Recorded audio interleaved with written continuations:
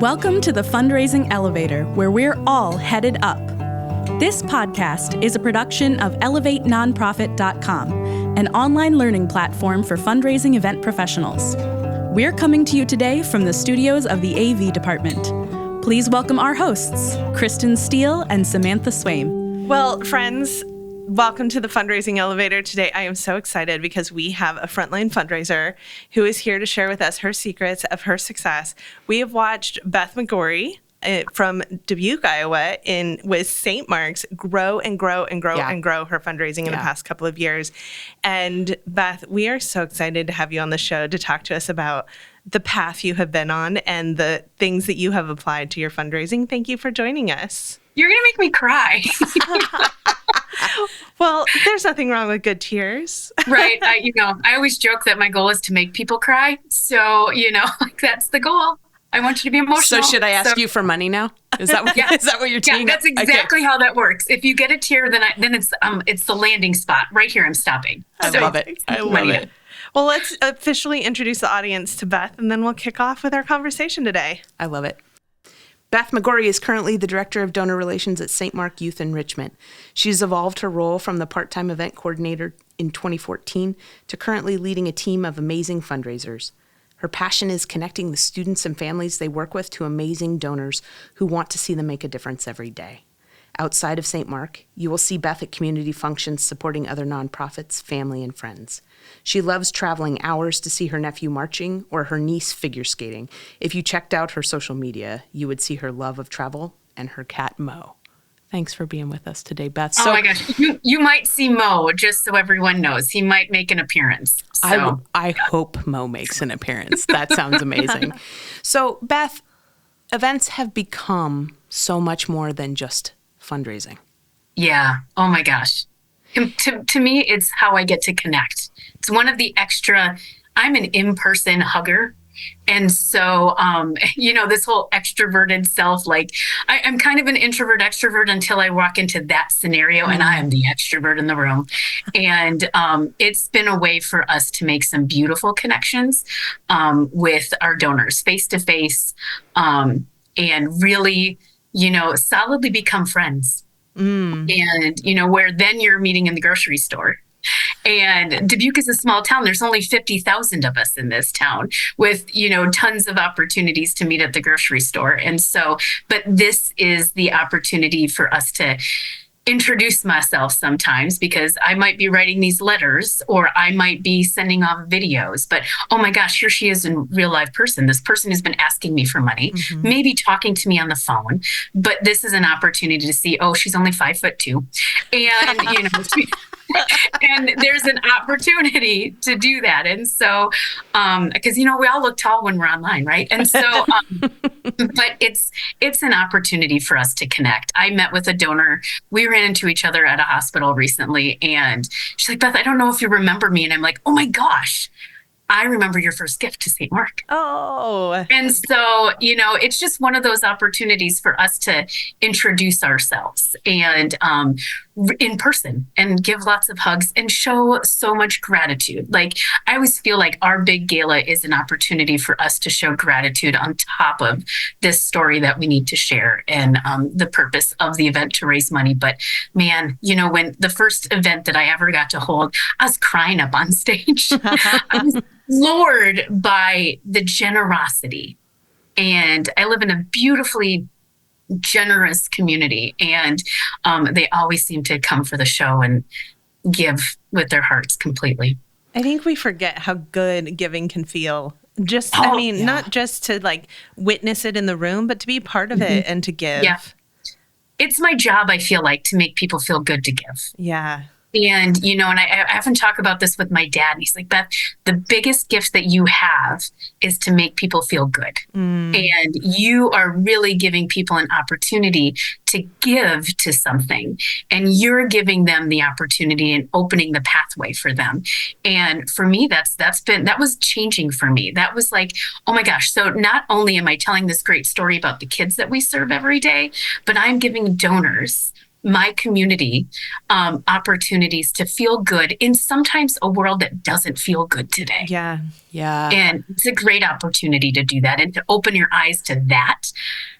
You are making people feel great every day when you ask them to give. I feel like that's a mic drop, my friend, with this podcast episode. If folks can take that opening of yours and put that into play, they will be well on their way to successful fundraising. I think what's so beautiful about what you're saying is you're taking on the action. You're taking on the gratitude, the grace, the story. Yep. You're taking on setting the table for someone to join you at a meal. Yes. Versus, I don't know, I just keep sending this invite to them to dinner and they ignore me, right? Like you're really taking all of those steps to bring them to the proverbial table. And when you do, you see them. Yeah. That's powerful. That's it's not donor. You just made the switch in what you said. You said donors and you said my community. Yeah. And because so they are. Yeah, you made it a we. Yeah. And that's, I think, a fundamental shift for people that closes distance. Yes. And brings people, and when you close distance, automatically you're coming closer together, right? Exactly. So that's so beautiful. You know, this I love it. Like points to me the importance of donor stewardship, something that's very like buzzy right now in the nonprofit sector, because so many of us have seen shifts in our donor world and has seen shifts among what's possible with our donors. Give me context, because I want to ask you about how you steward donors through events, but give me context. How many events do you have? Is it just your big gala? We just do a big gala, and then we do a crazy golfing event over frozen marina. Like, so surprise. You're making me cry now. That's amazing. That's so amazing. We play ice golf. 18 holes of golf on a frozen marina instead of a traditional golf outing. We just have fun, and it's crazy. And it's how I met St. Mark, I'm not going to lie. So I was a participant before I was hired at St. Mark. And that may be the only golf tournament I can get behind. I know. I'm with you. Suddenly I want to go to this golf tournament. I don't even If you want to invite us, we might just sort of be there with some popcorn. Oh, it's hysterical. We play with tennis balls, and it's hysterical. This is getting better as we go. I love it. Kristin's crying. Yeah, too. There are costumes and sled contests. And so who can make the most creative costume and most creative sled? Oh my God, how have I not seen any of your social media on this? Okay. Yeah. Okay. Noted. Okay, so here's what I want to know is how are you using this amazingly fun, we underestimate the value of fun, this amazingly fun golf tournament and this incredibly touching and beautiful gala to steward your donors? What does that look like for you in action? Well, it's super fun to watch the golf outing. The golf outing is an interesting scenario because we inherited this gift, or it was given to us, this event. And the guys who were playing didn't care where the money was going. Right. Oh. And so over the last 10 years, I now have regulars who understand where this money is going now and understand that this event is going to take care of a handful of kiddos to go to summer enrichment program, summer camp. And so, it's been a really beautiful thing to watch them come to this. And it's taken time. I mean, these guys don't really necessarily, they're out for fun in February. February is a dreary month, and if I can make them laugh and cry a little bit out there, and they're crying because they're having too much fun, and they're cold. But it's been in the cold because we've done this at minus 20 below. Oh my gosh. Yeah. And these guys, though, and it's a lot of guys, a lot of women, everyone's out there playing. It doesn't matter. You can stink at golf. It doesn't matter at all. That's actually preferable. And it's been this really amazing transition over the last 10 years. And we've had a group of core golfers who have golfed with us for all of the years that ice golf has been happening. And so, but it has they're not going to read a flyer that I throw in a bag of supplies. Yep. They're going to read any of that. No one reads any of that stuff. It's about talking to them on the ice. It's about, hanging out, walking around, talking to every team, having roasted weenies because someone made a golf cart that had a fire pit on it and they're roasting hot dogs on it. Oh my gosh. And so, but it's getting to know them as people and where they are. And I think that is part of it.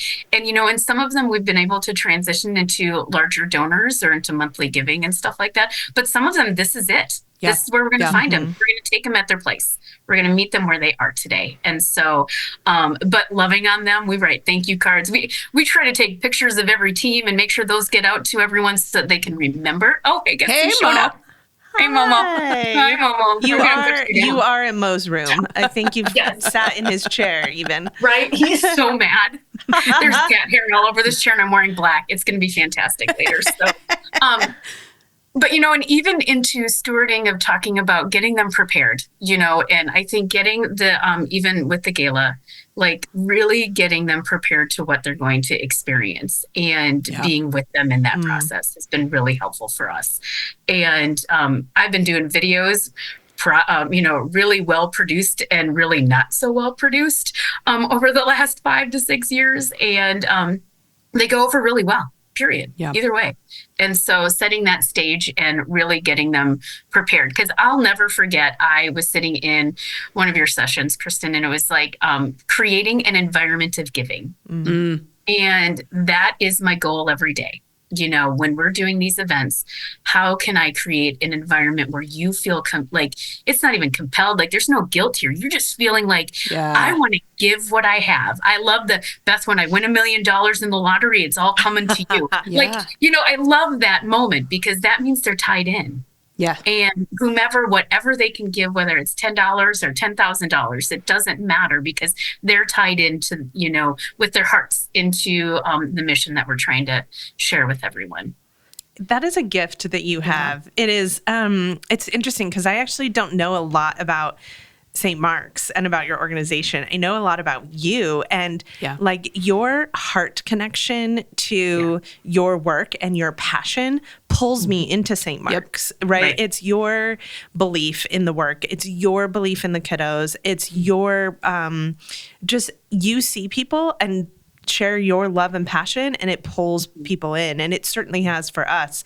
I know the first time we met you, it was, all excitement about the event we were all at together. And you were just so excited about fundraising and you are just so in love with the fact that it is truly about building community. Oh, and completely. It's such a gift you have. Yeah.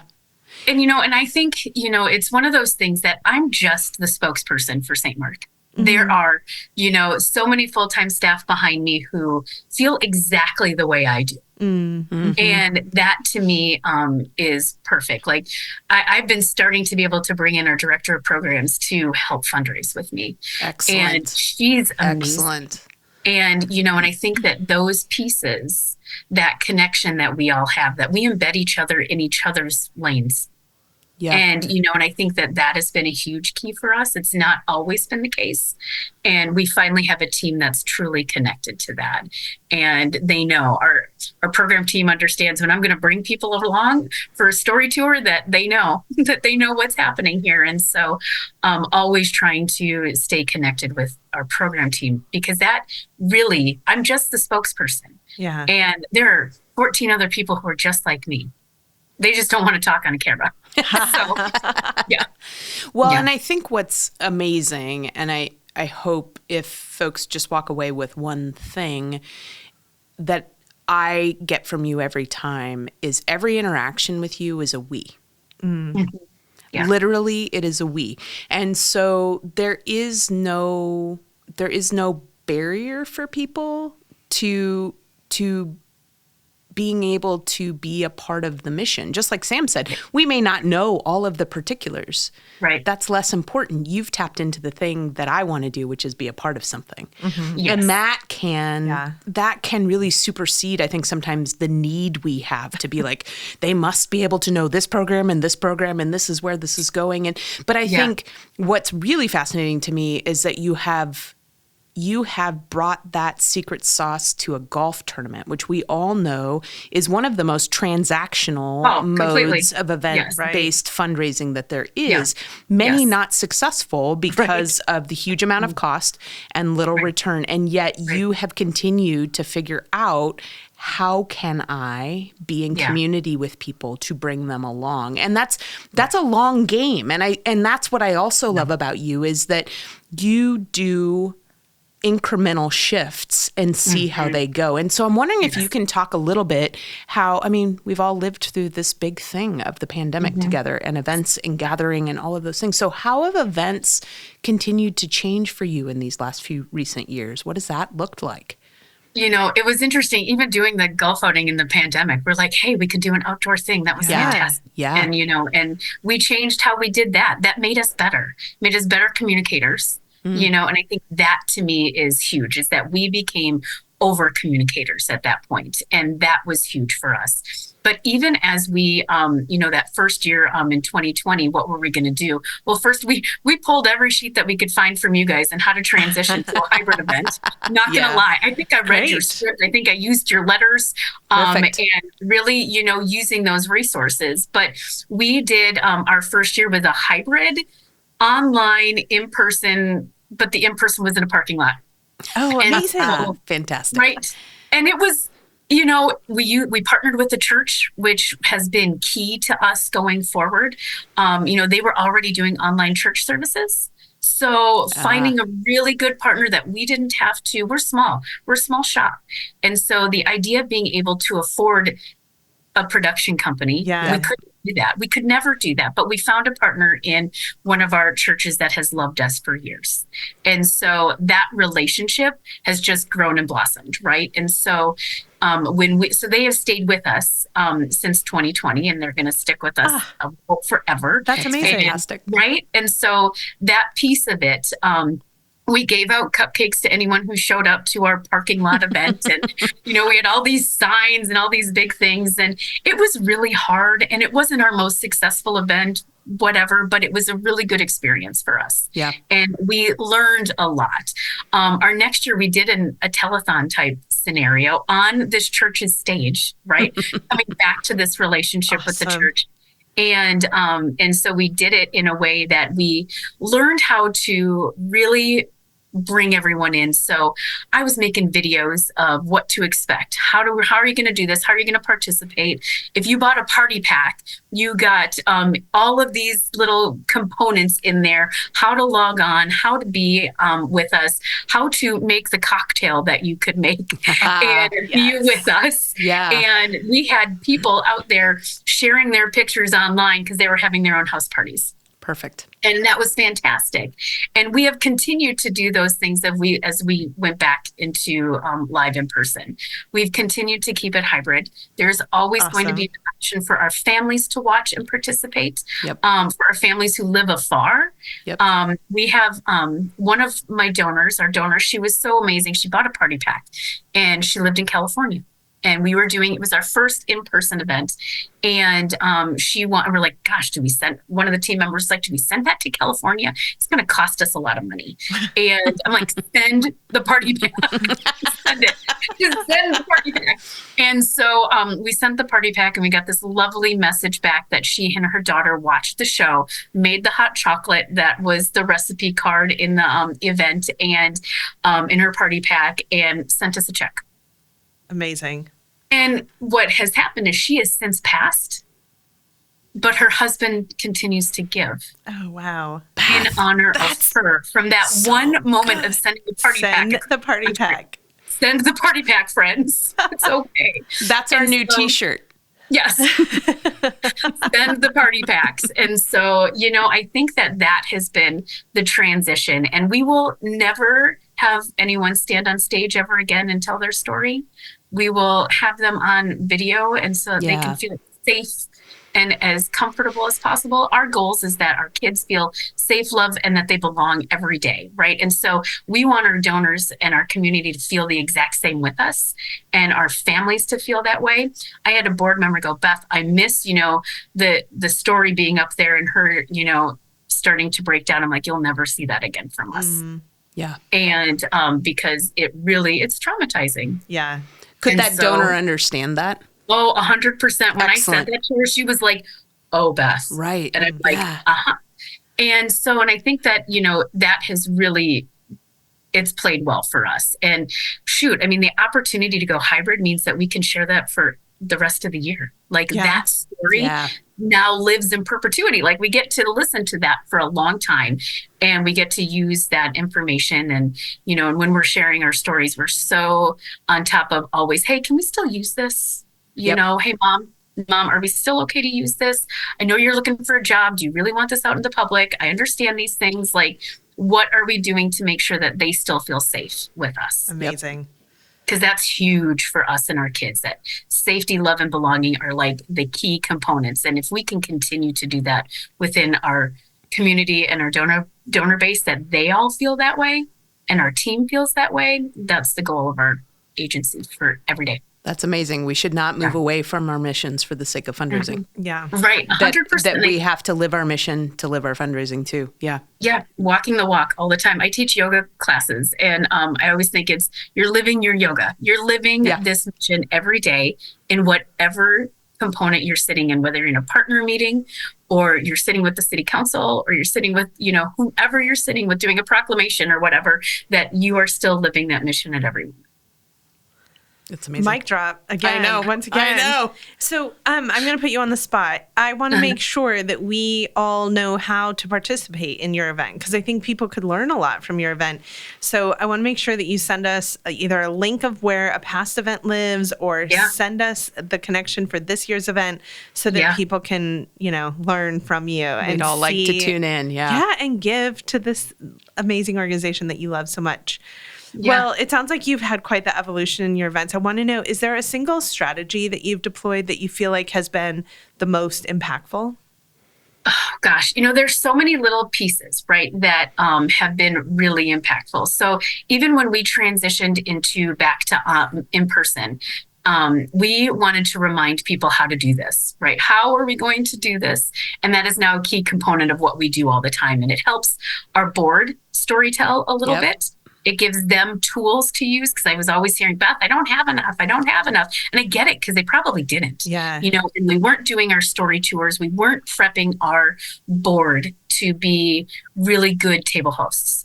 And so I want my board members to be able to tell their own story. And so of playing with Legos, or, doing little things with animals, and laying on the floor with the kids when they're doing, with the kindergartners. And so I want them to have their own story. So our story touring has been really key component for our board members to experience and be with the kids, so everybody has their own story.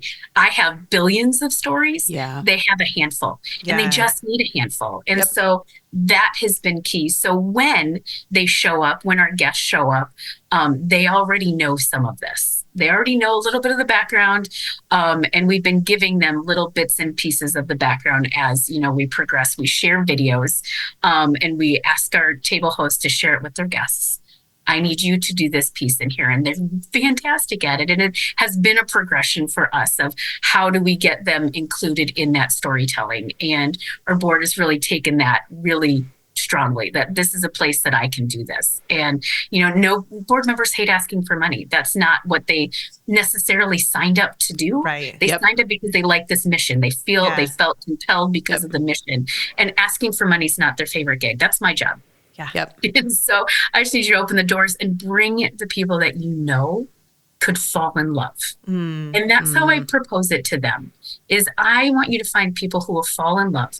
They don't have to be the person with the biggest capacity. Right. But they also could fall in love and tell their boss. Yeah. Yep. Yeah. And that to me is a huge component that we have moved towards, and that will continue with us.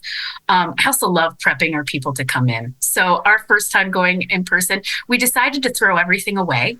And we went casual. We had all fancy dress. We're a kids agency. Let's be us. Yeah. No, I don't need to be the ones in a black and white tie. We don't need to do that. And so we asked everyone to dress like we're going camping, and we got costumes.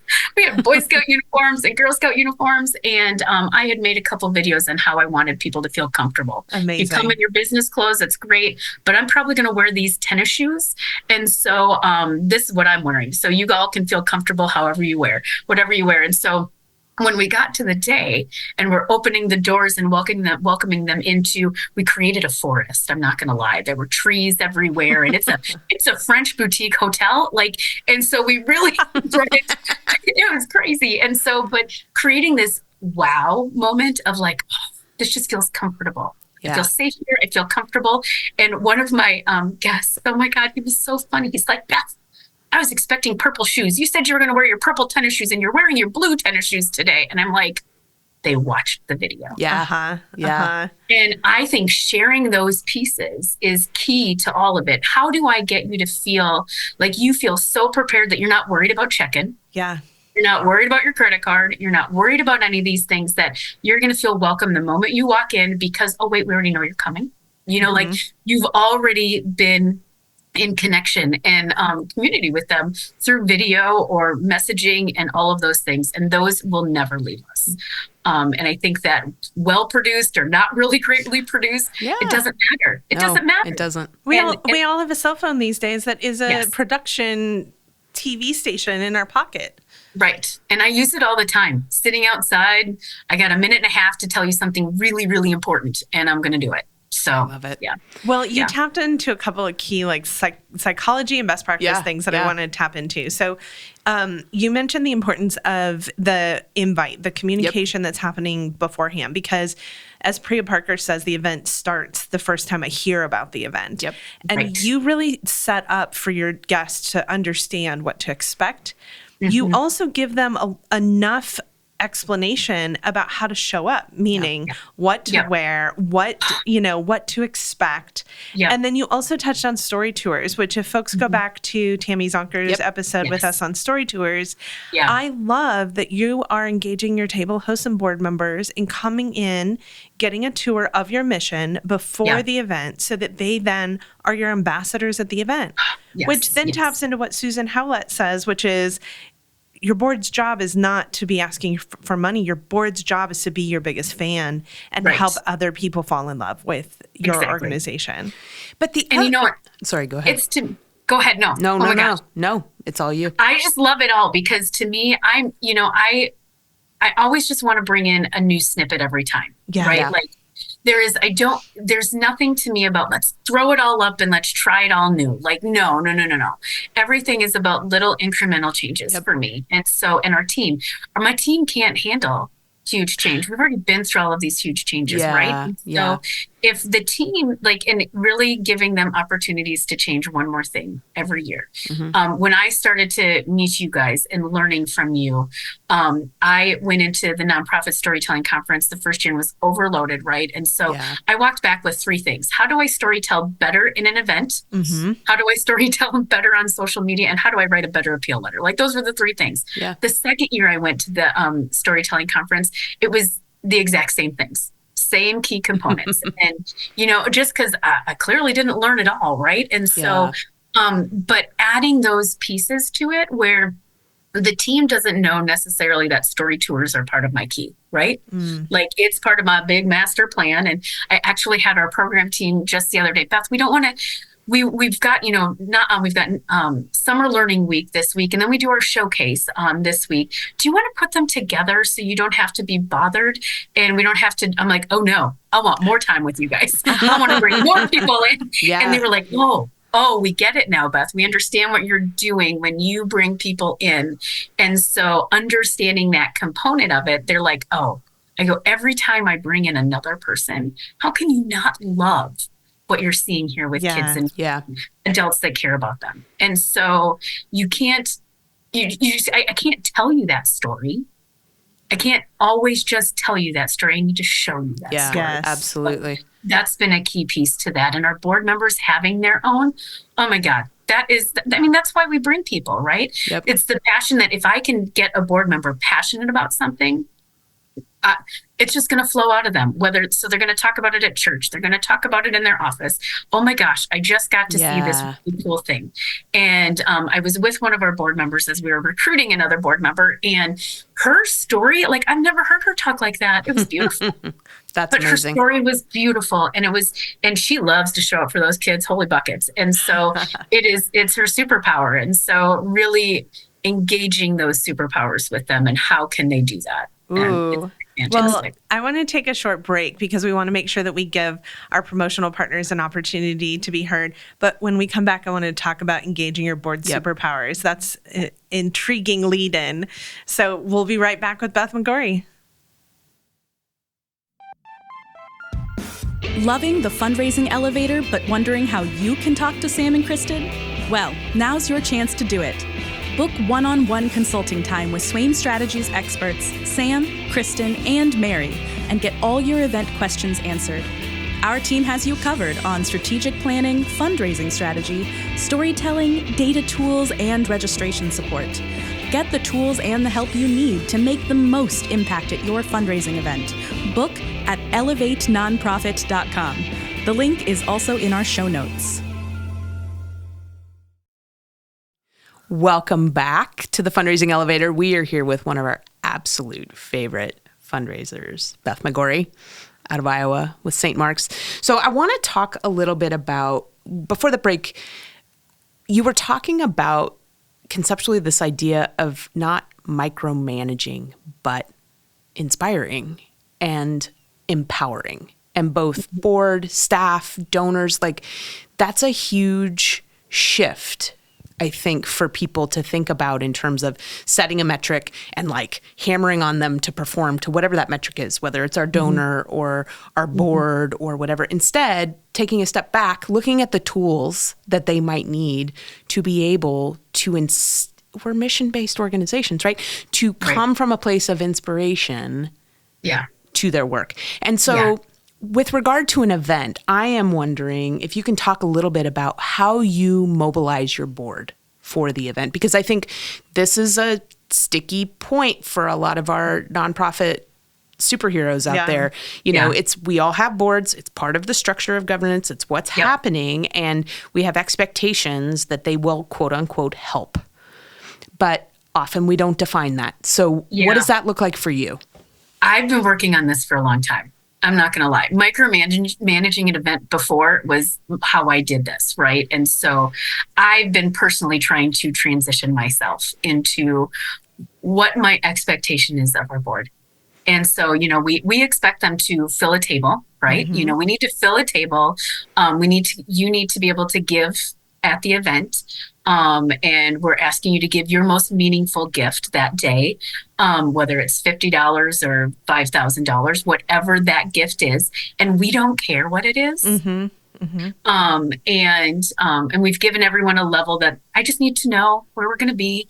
But it's been a transition for us, and we've been working towards, you know, creating the most beautiful ambassadors. And our development, our donor development committee, that is our goal, is how do we give everyone the ability to feel good and not feel schwarmy? Because I feel like when you say fundraising, it's schwarmy and you're being manipulative and, you know, you're doing these things. But when you come in with positive intent, like when you come into the table and you're like, this is my passion and this is what I love, it all of a sudden becomes, you know, this beautiful experience versus manipulative. And I want you to come and see something that I'm passionate about. And when you can get to that place, to me, is the right, and we're still working on that with our board. You know, I know that there are a handful who are like, Beth, I'm not really that connected.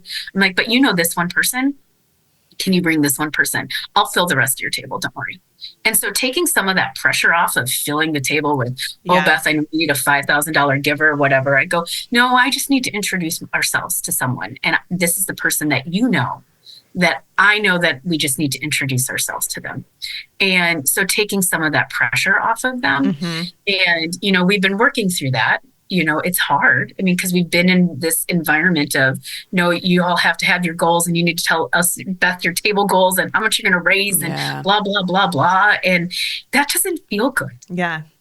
It's really good to put on a sheet of paper, but it doesn't feel good. And I still have competitive board members who are like, Beth, where did I land? How good did my table do? And I love that. I love that, that they've got that in their brain. Like, okay, I want my table to raise $10,000. And, but really that's not the goal. It's to introduce ourselves and for someone to fall in love.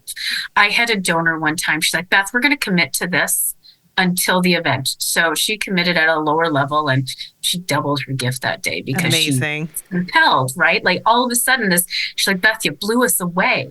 And I often talk with friends who they don't like Raise the Paddle, they don't love the Raise the Paddle piece. And I think Raise the Paddle is like the most beautiful experience to watch. I get to stand on stage and watch people feel and give to where they can feel. Yeah. And I was sitting at an event one time and during the Raise the Paddle, and I was sitting with someone who I knew she was on the board and she's like, oh, I wrote my check when I walked in. Ooh. I'm like, oh, I go, can I tell you something?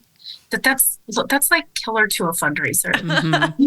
You need to let me have the opportunity to tell you something. Yeah. And to tell you something that you feel beautiful about. And so, I think that that's one space that we can encourage our board members, come in with something. And when you feel compelled, and that's what you want to tell your people, tell your team, you're going to get an opportunity to give. And yes, I do expect you to give at some level. Right. I mean, I'm at a $25 level. Everyone in that room can give. Yeah.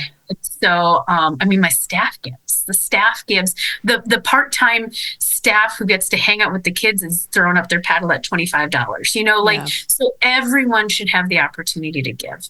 And it is a fundraiser. And so our percentages have grown, of couples giving. And so that to me is, as long as we're talking about that and being honest, like this is a fundraiser. Yeah. And, but really giving them the opportunity to feel good. One of the things that I learned from you, Sam, was one story, one level. Like every level is the exact same story. Yeah. Yeah. And that to me has been so key. Number one, people don't feel like I'm only connected to, taking care of summer. Right. So I only love summer enrichment, but so that means I can only give $2,500. Like that doesn't make sense to me. And so that has been a huge key, and really just so everyone knows that same story. Everyone is doing the same story. And how do I get to give where I'm okay with? And which, like sitting in a room, I open one of the levels. Everyone knows I'm a nonprofit fundraiser. I don't make a lot of money. And so, and it's often my challenge. Like, so you all know what I make, and I'm pretty sure you make more than I do. So let's see how much we can challenge the room to go, oh, Beth gave here. My director gave here. All of those key pieces. Oh, wait, in the back of the room, the staff is giving at these levels. Oh my gosh, I would want to be giving and feel compelled to give at that point. So. Well, so how has that changed your fundraising event when your staff all shows up in that way?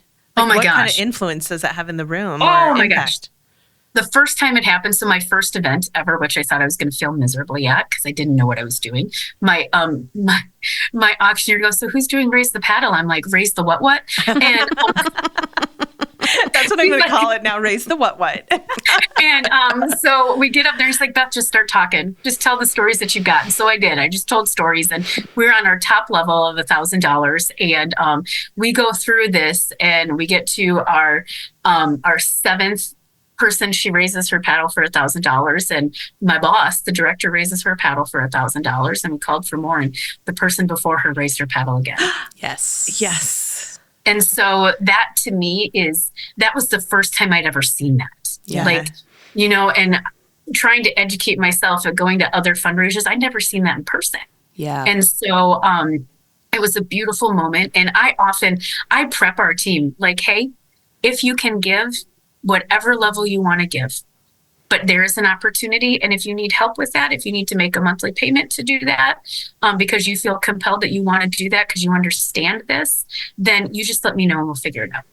And so when our volunteers are giving, I don't ask any of the people, our team. I don't say you have to give, you don't have to give, but I'm going to encourage you that if you feel like you can, do whatever you can do. And our volunteers are throwing up paddles. My person who's in the back keying in numbers on one cause, she's raising her paddle, like trying to type in numbers and still raising her paddle at the same time. And so I think that shows a room of generosity, and everybody wants to be a part of that. Yeah, it's true. There was one year we had a match gift, and so through one level, and I don't do math really well. I don't do it on the fly at all. And so I had, it was probably $125. I don't even know which level it was at. And we needed to get to it. I had a table of nuns in the back of the room. They're doing the math for me. Beth, you got 5 more left. Yes. That's amazing. So, it engaged this room when we could take pictures of our guests smiling with their paddles in the air. You're like, and it's so beautiful to me. And I get to stand up on that stage and watch it. Yeah. Like, I feel like I need a GoPro on me to show like the amazing thing that's happening in that space. People aren't hanging out on their phones. We don't do text to give during the event unless you're at home watching remotely. Yep. It's all happening live for us. And I have found that to be super more engaging than texting to give on a phone. Yeah. And, when I often see, when you see the names and, oh, wait, my name came back up again. Nope, I didn't give again. They're just running that same list over and over. That doesn't inspire me to give. Right. But watching my friends give, and watching the people around me, like so we do at the end, that's really the only gimmicky thing that I feel like that we do is we do a run around at the end. And so we have auctioned off cake at the end. And this year the cake was baked by the kid, our kid hero. Him and his grandparents made it. And it came out of the St. Mark Youth Enrichment Community Cookbook from 2003. Amazing. Awesome. Right? Super cute, right? And it was $2,700 that came in at $25 bids. That's amazing. And to me, like, it was so adorable because it was still connected to the story. Yep. And the person who won it paid $600 for that cake. Wow. Yeah. $25 bids. And it was the most fun environment that, you're still working towards the mission. He's standing up on stage holding this cake that he made that's going to tip over because he's like so excited. And it's still connected, and it's still connected to the people in that room, and it's connected to the families that we're serving. Okay, you touched on a whole bunch of magic that I just want to highlight before Kristin jumps in with yes, her. I'm holding. I know. We're both like, oh. I know. First of all, you talked about you centered your mission in every action. Mm-hmm. You saw every person in that room as a donor. You gave your staff and your volunteers a bid paddle, which I think people overlook. Yes. You also informed people who maybe haven't given before, both what to expect beforehand, but also whatever compels you to give, we can coordinate on the back end what that payment schedule looks like. Yes. And made it a safe, comfortable environment. And then above all, what you just touched on is that importance of being a part of something that feels good and feels successful. Yep. That drives people more than anything. And that impulse moment of like, you're in, I'm in, and raising the paddle, that is the sweet sauce of an event. And if you're not doing a paddle raise, you need to learn from Beth McGorry. A paddle what? Let's go, people. I think the other thing that I really want to center here, Beth, that I hear from you and that I love is that you are maximizing the true potential of gathering. You are taking, I can do this and I can make this gift. And then I'm a part of a room of everybody doing that at the same time. And then this magic thing happens where we are a we, and we are all sort of invested in gaining a different momentum than I would have solo. And sometimes that helps me make decisions that are a little bit more and a little bit further than I thought I was going to go. And that's the beauty of it, right? Yeah. That is the point of gathering. There's a collective energy. There's a collective momentum. Yeah. And there's a collective good that is so much more than our individual, I just filled out an envelope in my home sometimes, right? So when we talk about fundraising events being part of a bigger fundraising strategy, that is a unique value proposition for them that they bring to the table, that the other channels of fundraising for you have their own unique value propositions, right? But that power of gathering and that power of being with each other, seeing each other in community.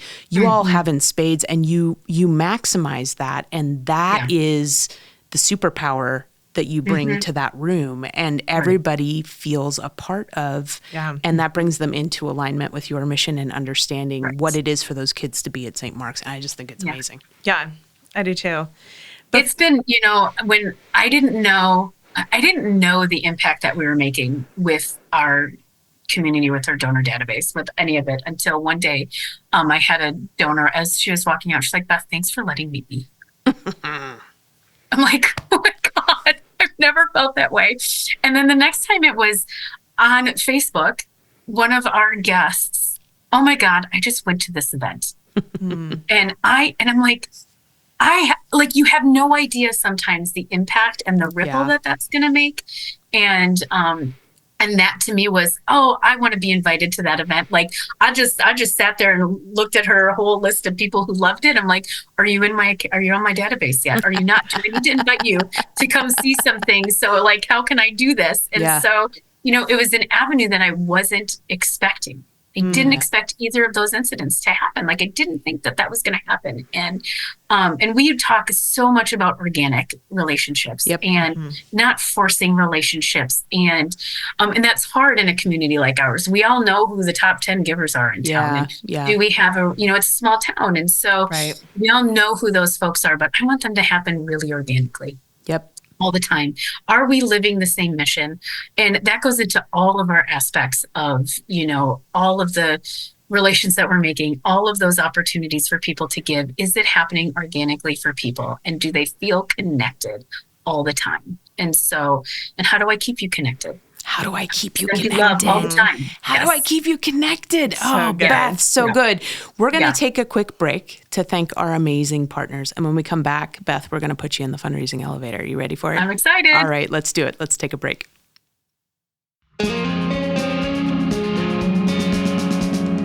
The Fundraising Elevator is recorded at the AV department in Portland, Oregon.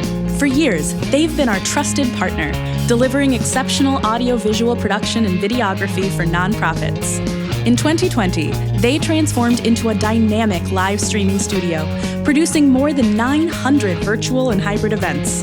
Now, we embark on an exciting journey together to bring you this podcast. Seeking the best in live events, video production, and live streaming, we proudly recommend our friends at the AV department. Link in the episode description. We are back with Beth McGorry. Beth left us on such a note of the invitation in.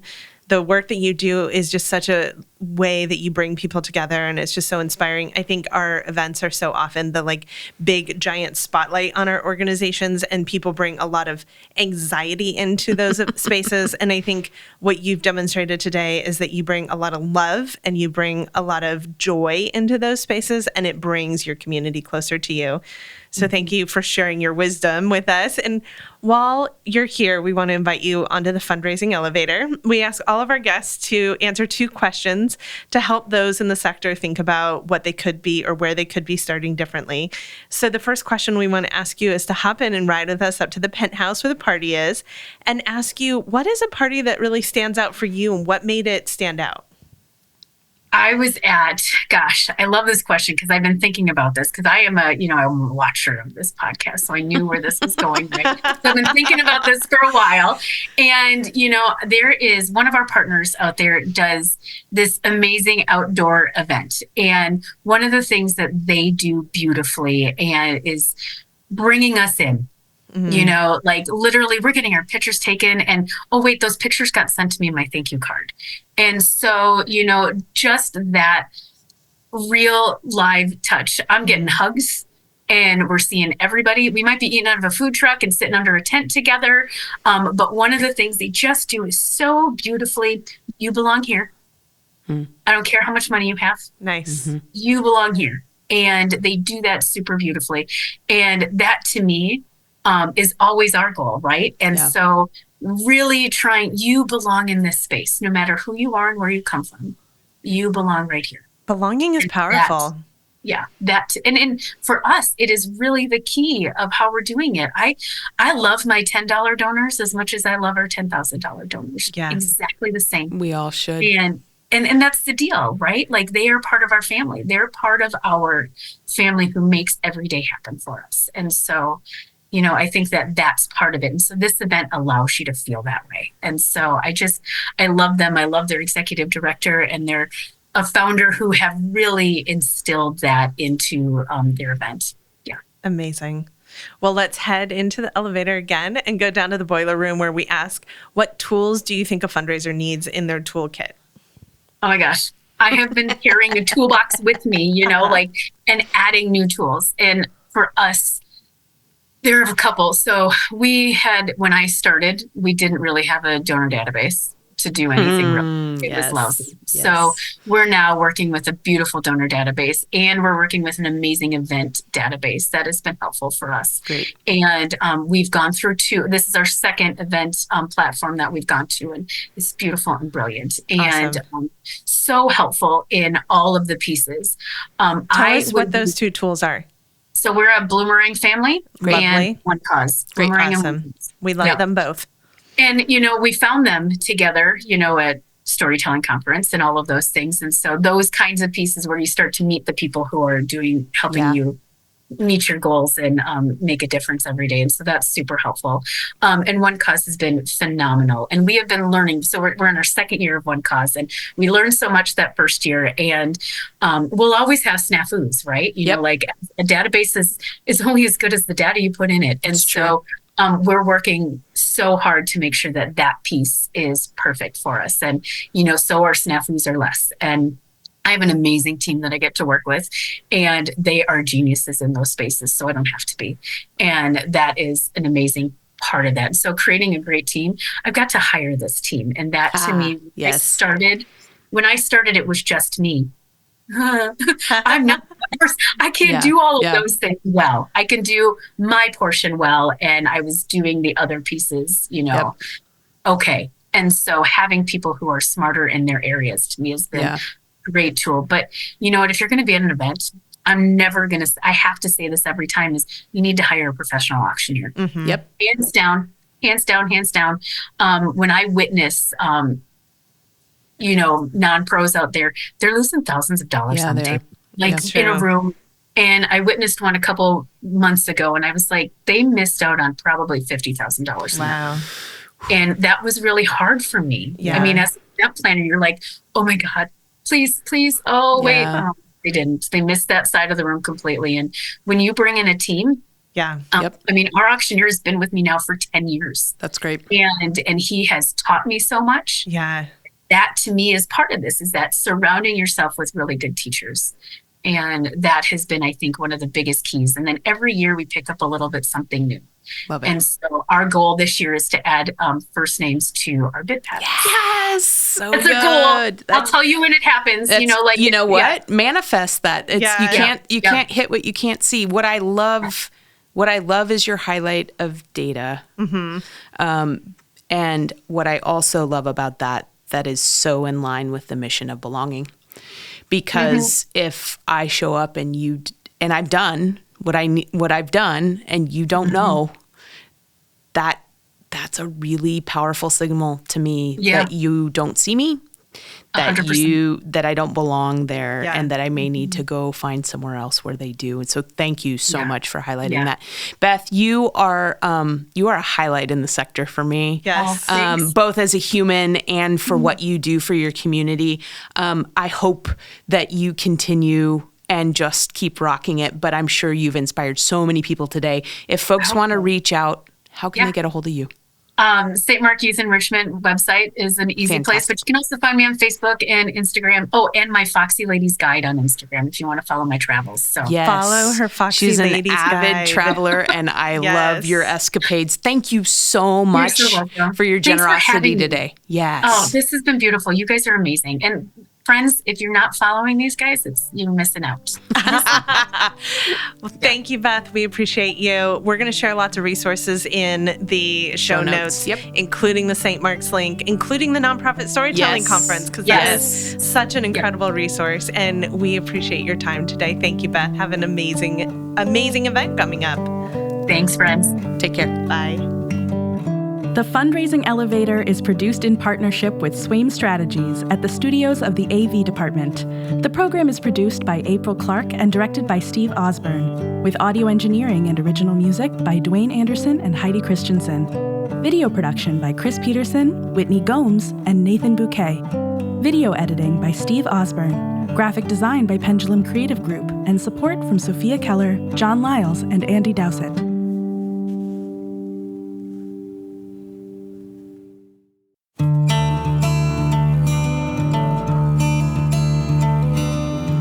Elevate, we believe in bringing people together. Our online learning platform for fundraising events has webinars, workshops, downloadable tools, and more, designed to save you time and stress when planning your next event. We're getting nonprofit, development, and event planning professionals the tools and ideas they need to create events that inspire donors and raise more money. So join us at elevatenonprofit.com. The link is also in our show notes.